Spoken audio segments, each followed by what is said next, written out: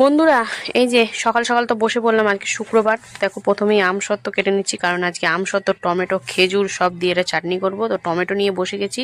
টমেটোর দানা দানা ফেলে দেখো খেজুর ফেজুর সব কেটে নিয়েছি, কাজু কিশমিশ সব দিয়ে রসিয়ে চাটনি হবে। দেখো সব সবজি সবজা কমপ্লিট। লাউ ছিল, লাউ কেটে নিলাম। আলু সোয়াবিন সব কেটে ধুয়ে টুয়ে ভিজিয়ে ভিজিয়ে রেখেছি।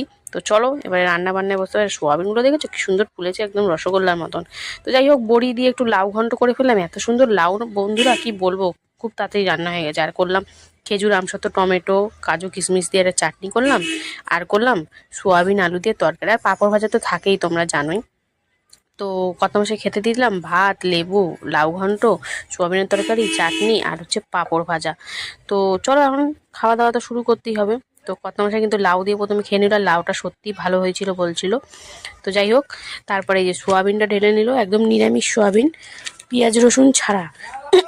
তো একদম সুন্দর করে মাখামাখি করে নিল, লেবু টেবু চিপে টিপে। আর বললো খুব ঝাল হয়েছে। তারপর একটু চাটনি ঢেলে নিল। তো বললো চাটনি দিয়ে খাবো, তাহলে ঝালটা কম লাগবে, যেহেতু ওর ঠান্ডা লেগেছে, তাই জন্য ঝাল লাগছিলো। আর পাঁপড় দিয়ে চাটনি খেতে কিন্তু দারুণ লাগে, তাই না?